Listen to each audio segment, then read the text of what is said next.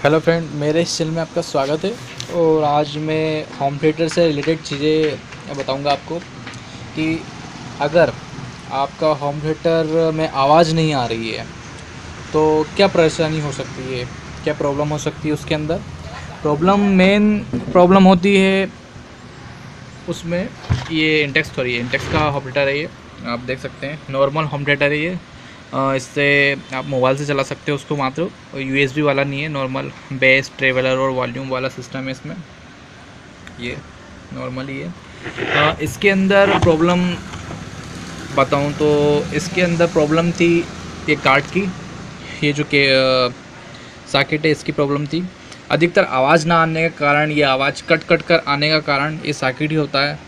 अगर आप इसे चेंज कर लो, ये इधर लगता है, अगर इसे आप चेंज कर लो तो आपकी जो होम थिएटर की आवाज़ है वो उसे क्लियर वॉइस जो क्लियर आने लगती है।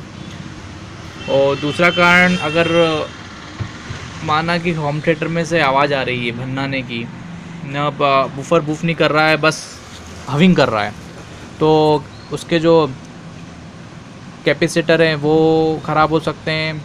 उसकी आईसी ख़राब हो सकती है, 30-32 आईसी लगती है उसमें, वो ख़राब हो सकती है। और उसके जो डायबेट हैं, सबसे पहले मेन डायबेट, 4 डायबेट लगे होते हैं, वो ख़राब हो सकते हैं। मैं डायबेट बताता हूँ आपको। होम थिएटर हमने खोल चुका है, हमने खोल लिया है। ये उसकी प्लेट है।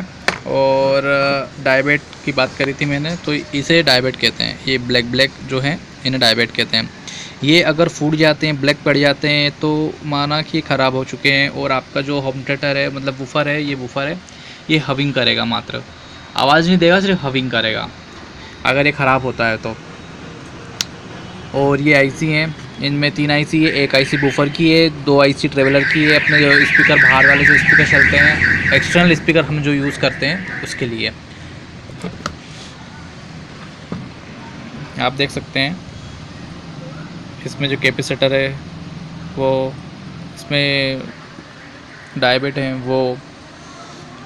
और दूसरी बात, आपकी जो आईसी है वो ख़राब होती है तभी आवाज़ करता है। आवाज़ नहीं आने का कारण यही होता है। और मेन आवाज़ आ रही है, कट कट कर आवाज़ आ रही है, आवाज़ सही साइड क्लियर नहीं आ रही, तो ये जो सॉकेट है ये चेंज करने से भी आवाज़ आने लगती है। अगर वीडियो आपको अच्छी लगे, पसंद आई हो, तो प्लीज़ सब्सक्राइब कीजिएगा, लाइक कीजिएगा। Thank you.